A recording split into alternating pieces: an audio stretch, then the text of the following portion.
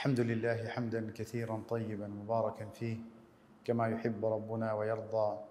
أتم سبحانه وتعالى لنا الدين وجعل أمتنا أمة الإسلام خير أمة، فله الحمد تبارك وتعالى أولا وآخرا، وله الشكر ظاهرا وباطنا على نعمه الكثيرة التي لا تعد ولا تحصى. ثم الصلاة والسلام على نبينا محمد وعلى آله وصحبه وسلم تسليما كثيرا. أما بعد، tukimalizia leo darasa ya mwisho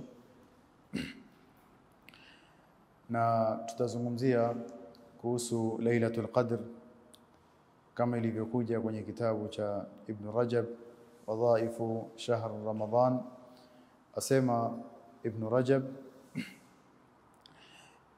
akinukulu haya maneno ya kishairi, anasema: ya Lailatul Qadri lil'abidin ashhadi, ya aqdam alqanitina irka'i lirabbiki wasjudi, ya alsinata as-sa'ilina jiddi fil mas'alati wajtahidi.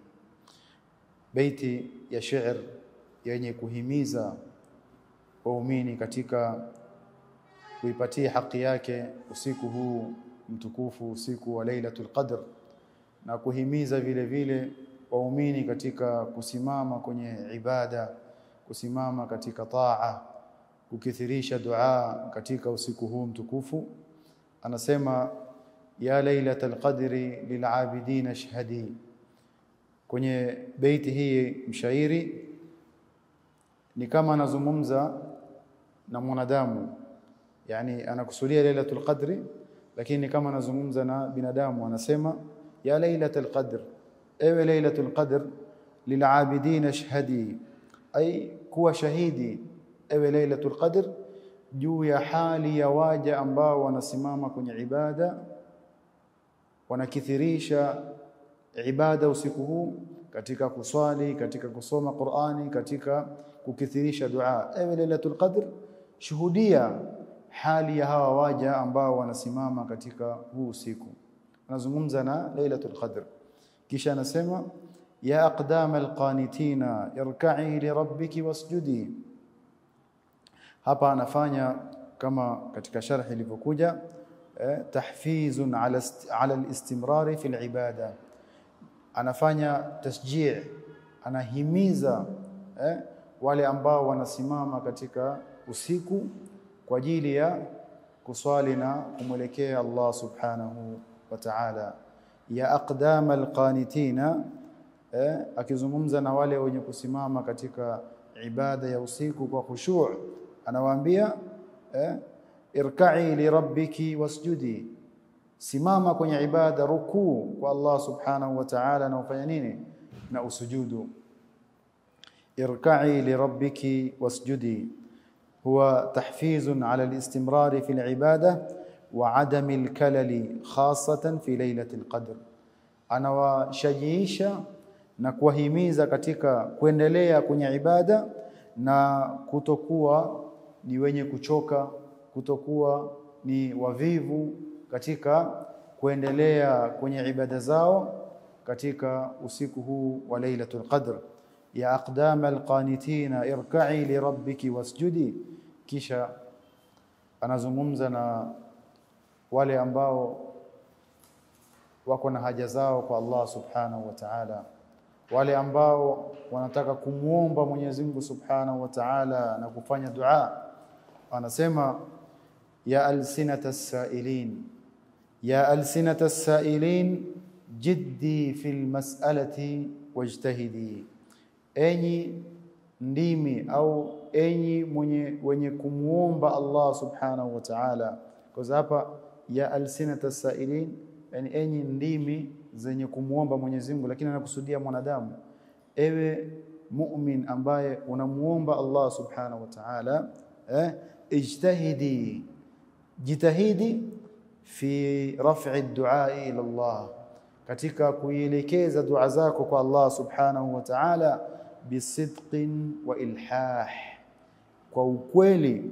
Muombe Mwenyezi Mungu subhanahu wa ta'ala bisidq, kwamba unaamini kwa hakika Mwenyezi Mungu subhanahu wa ta'ala atakujibu dua zako. Kwa hakika Mwenyezi Mungu subhanahu wa ta'ala hakuna jambo linamshinda katika haja za wanadamu wote. Sidq, muombe Mwenyezi Mungu Subhanahu wa Ta'ala unapoamka katika huu usiku wa Lailatul Qadr. Ima umeenda msikitini au unaswali nyumbani, kwenye hii hali unapokuwa ukiomba dua, anakuambia jiddi fil mas'alati wajtahidi. Fanya bidii, himma yako iwe katika hali ya juu katika kumuomba Mwenyezi Mungu dua, na dua yenyewe iwe na sifa ya as-sidq, yani kuwa mkweli na Mwenyezi Mungu, kuamini kwa uhakika Mwenyezi Mungu Subhanahu wa Ta'ala atakujibu dua yako. Kisha akasema bisidqin wa ilhah. Katika tafsiri, nini maana ilhah? Ilhah ni binadamu katika jambo unaloliomba kwa Mwenyezi Mungu Subhanahu wa Ta'ala kukithirisha katika kulisema. Kwa mfano, umomba Mwenyezi Mungu Subhanahu wa Ta'ala akupatie kazi mzuri, kazi ya baraka, unaikariri, ya Rabb nakuomba nipatie kazi yenye khairi na mimi, ya Rabb nakuomba nipatie kazi yenye khairi na mimi, ya Rabb nakuomba mtoto, ya Rabb, ya Rabb nakuomba. Unakithirisha jambo moja zaidi ya mara moja, unajinyenyekeza kwa Allah Subhanahu wa Ta'ala. Hii ndio inaitwa al-ilhah. Jambo moja unalikariri kwa Allah Subhanahu wa Ta'ala, yote unayotaka kariri. Wanasema unamuomba Mwenyezi Mungu Subhanahu wa Ta'ala kama vile mtoto anavyomuomba kitu babake au mamake. Mtoto akitaka kitu atakuuliza mara moja? La. Atauliza jambo hilo moja mpaka afanye nini? Mpaka apate. Kwa hivyo mwanadamu anafaa katika hali ya kuomba kwake kwa Allah Subhanahu wa Ta'ala iwe kama hali, kama ulama wanavyosema, iwe kama hali ya mtoto kwa mzazi wake. Hauachi kuiomba anachokitaka mpaka ufanye nini? Mpaka upate. Kithirisha, yani karir, fanya ilhah, ya Rabb nakuomba mtoto, ya Rabb nakuomba kazi, ya Rabb. Ifanye ilhah katika dua yako, na ilhah katika dua ni katika asbab kubwa za kukubaliwa dua yako. Ilhahu fi dua. Ya alsinata as-sa'ilina jiddi fil mas'alati wajtahidi. Kwa hivyo hapa ameleta masala ya dua, wanadamu kumuomba Allah Subhanahu wa Ta'ala. Ukiwa umeamka tahajjud, chukua nafasi yako, shida zako, haja zako yote unayotaka muombe Mwenyezi Mungu Subhanahu wa Ta'ala. Na katika hali ya kuomba zingatia baadhi za ayat kwa Mwenyezi Mungu Subhanahu wa Ta'ala. Zingatia baadhi za hali zilizotokea katika mitume, katika baada ya mitume, watu kujibiwa dua zao, zilete katika fahamu yako katika kuomba. Mathalan, kumbuka kauli ya Mwenyezi Mungu anaosema ud'uuni astajib lakum, ya Rabb umeniambia nikuombe utanijibu. Yani tastahdhir, ije kwenye akili yako aya kama hii. Aya gani nyingine? Tastahdhir aya nyingine Mwenyezi Mungu Subhanahu wa Ta'ala aliposema waqala rabbukum ud'uuni astajib lakum, ya Rabb. Ni wewe ndio umetuambia tukuombe, utafanya nini? Utatujibu. Ama wa idha sa'alaka ibadi anni fa inni qaribun ujibu da'wata ad-da'i. Ukiwa unaomba kumbuka aya kama hii, ujibu da'wata ad-da'i. Yoyote atakayekuwa ad-da'i ni yoyote namna atakavyokuwa na hali yoyote atakayokuwa, shida iwe ni kubwa ni ndogo, ni mwema ni mwenye madhambi nyingi, Mwenyezi Mungu anasema wa idha sa'alaka ibadi anni fa inni qaribun ujibu da'wata ad-da'i. Mwenye yote kumuomba anafanya nini? Anamjibu. Tastahdhir aya Mwenyezi Mungu Subhanahu wa Ta'ala vile vile anayosema amman yujibu al-muttarra idha da'ah wa yakshifu as-su'. Ukiwa unaomba aya kama hii weka kwenye akili yako, amman yujibu al-muttarra idha da'ah. Ni nani ambaye anaweza kumjibia dua zake mtu ambaye ako kwenye shida, ako kwenye dhiki, ako kwenye maradhi, ako kwenye balaa, ako kwenye madeni, amman yujibu almuttar, huyu ambaye kwenye hizi shida nani anaweza mjibia? Wayakshifu su, na ni nani anaweza kumtolea shida ambazo na mabaya ambayo yuko ndani yake? Ukiomba hizi zote ziweze kufanya nini? Kuwa kwenye akili yako. Na hii inaonyesha ukubwa wa Allah subhanahu wa ta'ala kwamba umefanya nini? Umeelewa. Because aya zote hizi zinaeleza kwamba Mwenyezi Mungu anataka umuombe na anakuonyesha kweli anaweza kujibu dua zako. Katika vita vya Badr Mwenyezi Mungu subhanahu wa ta'ala anasema idh tastaghithuna rabbakum fastajaba lakum. Katika vita vya Badr Waislamu walipokuwa katika idadi yao ni ndogo, wamelemewa, mtume anainua mikono anamuomba Allah subhanahu wa ta'ala. Mwenyezi Mungu akasema nini? Fastajaba lakum, akawajibu. Ameinua mikono, amezingatia ukubwa wa Allah subhanahu wa ta'ala, anaomba. Huyu ni nani? Mtume sallallahu alaihi wasallam anamwelekea Allah subhanahu wa ta'ala. Na ayati nyingi zilizokuja katika masala ya dua. Kwa hivyo dua zinajibiwa na Allah subhanahu wa ta'ala. Usiwe na shaka katika kuomba kwako. Aya nyingi zimekuja, Mwenyezi Mungu anasema fastajabna la. Tumefanya nini? Tumemjibu dua yake, tumejibu maombi yake. Kwenye kisa ya Yunus wa Ayub wa Zakaria, zote hizi zimekuja fastajabna la. Mathalan ya kwanza Mwenyezi Mungu subhanahu wa ta'ala anasema wa Ayuba idh nada rabbi wa Ayuba idh nada rabbahu anni massani ad-durr wa anta arhamu rahimin fastajabna lahu. Ni Ayub, shida imempata, Mwenyezi Mungu akasema nini? Fastajabna la, tukamjibu kumtolea hiyo dhiki ambayo yuko ndani yake. Na Yunus wadhannuni idh dhahaba mughadiban fadhanna an lan naqdira alayhi fanada fi adh-dhulumat, Mwenyezi Mungu anasema nini mbele? Fastajabna la. Alafu wa Zakaria idh nada rabbahu rabbi la tadharni fardan, anamuomba Allah subhanahu wa ta'ala, Mwenyezi Mungu anasema nini? Fastajabna lahu wa wahabna lahu Yahya. Ukiomba uwe na yaqini kwamba Mwenyezi Mungu atafanya nini? Atakujibu dua zako. Mitume walikuwa kwenye shida, wote wamejibiwa. Lakini ukimwomba kikweli Mwenyezi Mungu subhanahu wa ta'ala vile vile atakufanya nini? Atakujibu na wewe.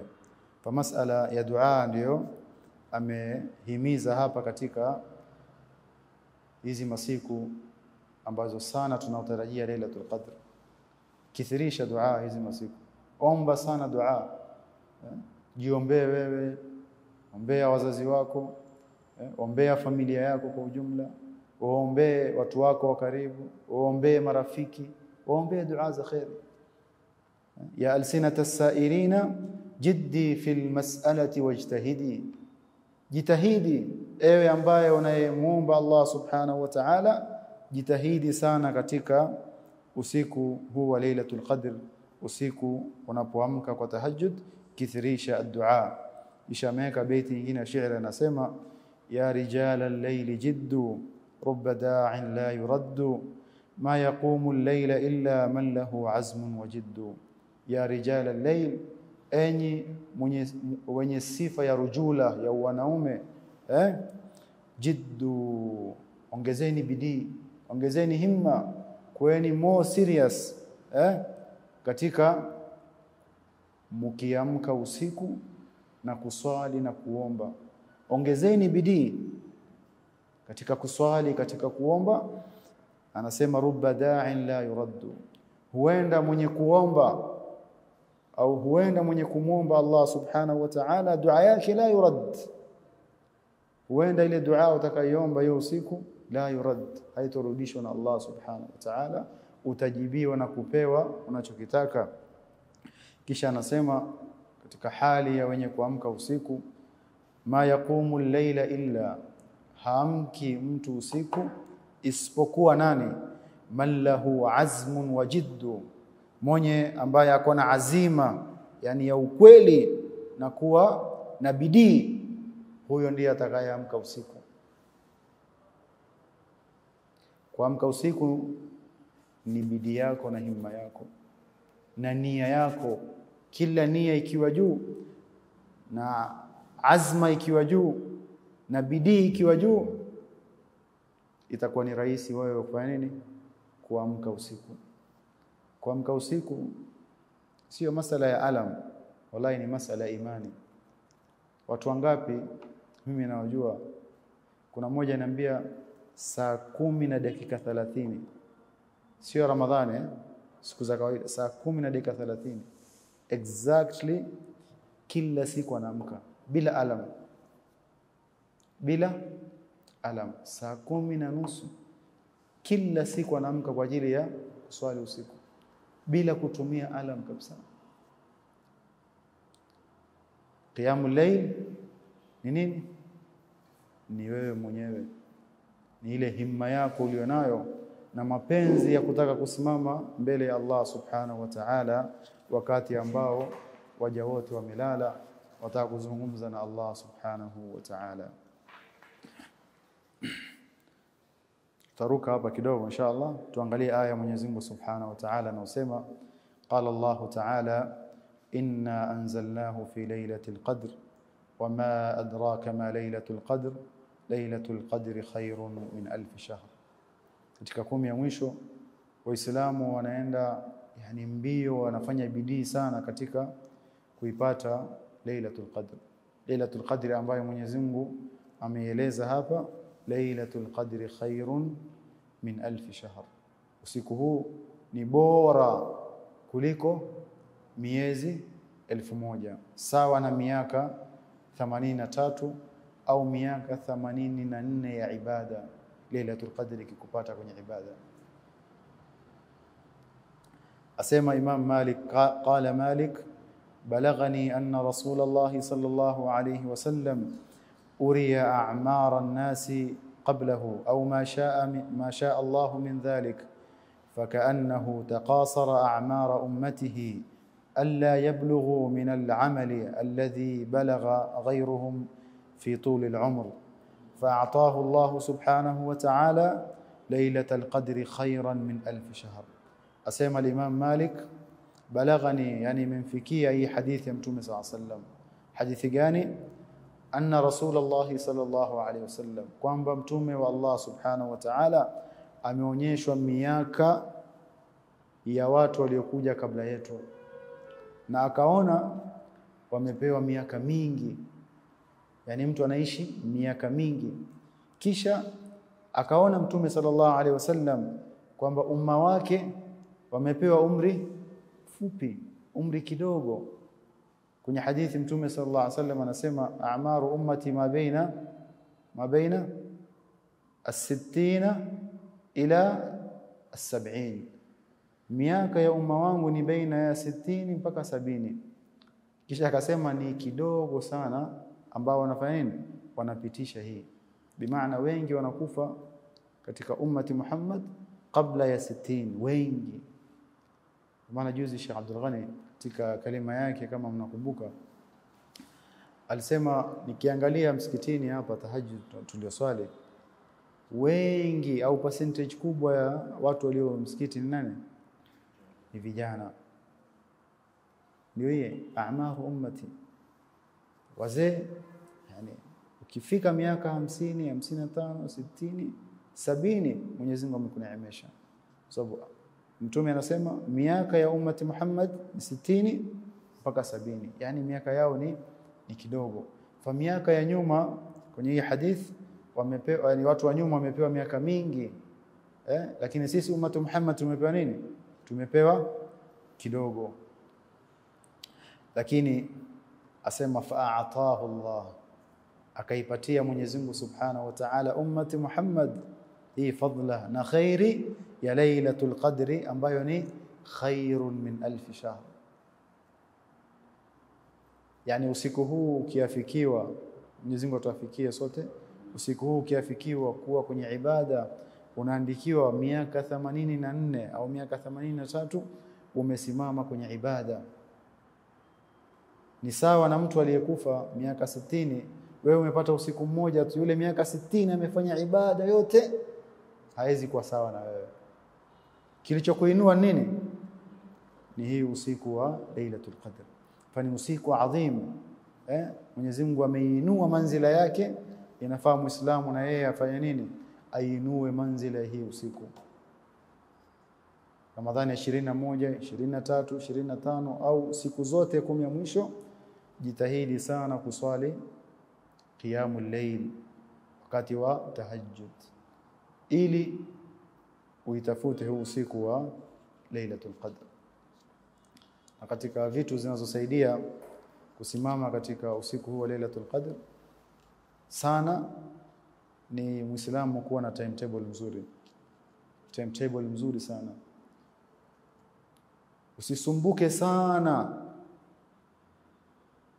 katika siku, usikuwe busy sana katika siku, alafu ingie jioni uende ufanye nini? Ulale, ikufanya nini? Huenda ikakupita. Ukiweza usiku hizo kusimama kwenye ibada masaa yote, khairan. Na kama utahitaji mapumziko, pumzika tu kidogo sana.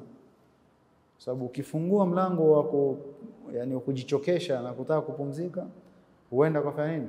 Ukalala kwa kosa usiku. Kwa hivyo inahitaji Muislamu awe na nidhamu ya hali ya juu.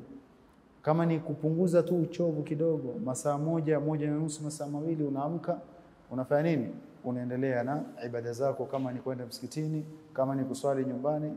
Lakini huu usiku fanya nini? Jitahidi sana ikupate katika hali ya kwamba uko kwenye ibada, uko kwenye sala, uko kwenye dua, uko kwenye istighfar, uko kwenye kukithirisha kama tutakavyoona kauli ya Aisha iliyofunzwa na Mtume sallallahu alaihi wasallam ya kusema Allahumma innaka afuwun tuhibbul afwa fa'fu anna. Kwa hivyo umma ya nyuma imepewa miaka mingi na sisi tumepewa miaka kidogo, lakini Mwenyezi Mungu ametuzawadia khairi ya Lailatul Qadr. وفي الصحيحين عن أبي هريرة رضي الله عنه عن النبي صلى الله عليه وسلم قال من قام ليلة القدر إيمانا واحتسابا غفر له ما تقدم من ذنبه. mwenye ambaye atasimama usiku huu wa Lailatul Qadr ambayo haijulikani ni usiku gani exactly, atakayafikiwa kuwa na bidii kuitafuta siku zote hizi, imanan, kuamini, wahtisaban, na kutarajia malipo kwa Allah subhanahu wa ta'ala juu ya huu usiku, na kuamini fadla na huu ukubwa wa usiku wa Lailatul Qadr. Mtume sallallahu alaihi wasallam anasema ghufira lahu ma taqaddama min dhanbi, anasamehewa katika madhambi yake yaliyopita. Lailatul Qadr. Aisha radhiallahu anha alimuuliza Mtume sallallahu alaihi wasallam, ikiwa nitaafikiwa kupata huu usiku wa Lailatul Qadr, ya Rasulullah, ni dua gani nikithirishe? Mtume sallallahu alaihi wasallam akamfunza aseme nini? Aseme hii dua, Allahumma innaka afuwun tuhibbul afwa fa'fu anni. Allahumma innaka afu, ewe Mwenyezi Mungu, ewe Mola ambaye wapenda kusamehe, innaka afu, hakika wewe ni mwenye kusamehe, tuhibbul afwa, wapenda kusamehe ya Rabb, wapenda kusamehe waja wako namna ya madhambi yao inavyokuwa. Wewe picture dhambi yoyote itakayokuwa, Mwenyezi Mungu anapenda kukusamehe. Ukiomba msamaha atakusamehe. Hii ni mlango inafunguliwa kwa waja wote, wabaya, wazuri, madhambi kidogo, madhambi kubwa, wote hawa Mwenyezi Mungu anafanya nini? Anawasamehe. Allahumma innaka afuwun tuhibbul afwa fa'fu anna au fa'fu anni, nisamehe ya Rabbi dhambi zangu na upungufu wangu. Aisha anafunzwa na Mtume sallallahu alaihi wasallam kukithirisha dua. Lini? Katika hizi usiku ambao tunaotarajia Lailatul Qadr, kukithirisha sana dua hii, Allahumma innaka afuwun tuhibbul afwa fa'fu anna. Sheikh Abdul Razak al-Badr limeona video yake akisema hii ndio dua yani Mtume alimfunza Aisha radhiallahu anha, ndio inafaa waumini kukithirisha dua kama hii, watu wawe ni wepesi katika kushare videos za kuhimizana kwenye kukithirisha hii dua ya Aisha iliyofunzwa na Mtume sallallahu alaihi wasallam. Ni marafiki zako watumie dua kama hii, ni family watumie ili waweze kukithirisha kama vile Mtume sallallahu alaihi wasallam anamfunza Aisha radhiallahu anha. Allahumma innaka afuwun tuhibbul afwa fa'fu anna. Na hii ndio iliyokuja kwenye hadithi, siyaqi iliyokuja ni hii, Allahumma innaka afuwun tuhibbul afwa fa'fu anni. Sio wengine wanasema Allahumma innaka afuwun, ama Allahumma innaka afuwun karimun tuhibbul afwa fa'fu anni. Hii kalima ya karim, naam, Allah subhanahu wa ta'ala ni karim, lakini Mtume sallallahu alaihi wasallam alimfunza Aisha Allahumma innaka afuwun tuhibbul afwa fa'fu anni, bila ya kalima ya karim. Kwa hivyo tutosheke na ile Mtume sallallahu alaihi wasallam alimfunza Aisha radhiyallahu anha, Allahumma innaka afuwun tuhibbul afwa fa'fu anni. Tukithirisheni sana hii dua, wallahi iko na uzito sana, iko na manzila kubwa. The more unaikithirisha hii dua, the more unahisi ukubwa wa Allah subhanahu, the more unahisi upungufu wako, the more unahisi unamhitaji Mwenyezi Mungu subhanahu wa ta'ala akusamehe dhambi zako. Na ukisamehewa dhambi na Allah subhanahu wa ta'ala, kitu gani kingine unahitaji? Ukisamehewa dhambi zako, mambo yako yote yanakuwa rahisi. Unachokitaka Mwenyezi Mungu anakupatia. The more unakuwa msafi, the more unakuwa karibu zaidi na Allah subhanahu wa ta'ala. The more unajibiwa mahitaji yako, the more mambo yako yanakuwa rahisi, the more maisha yako yanakuwa na baraka. Kwa kufanya nini? Kwa kukithirisha tu dua ambayo haichukui hata dakika sekunde 30 kuisema. Allahumma innaka afuwun tuhibbul afwa fa'fu anni. Tutasimamia hapa. Naomba Allah subhanahu wa ta'ala atujalie katika wale ambao watakaowafikiwa kupata usiku huu wa Lailatul Qadr na kupata khair ambayo imekuja nayo hii usiku. Ila huna subhanaka Allahumma wa bihamdik ashhadu an la ilaha illa anta astaghfiruka wa atubu ilaik. Assalamu alaykum wa rahmatullahi wa barakatuh.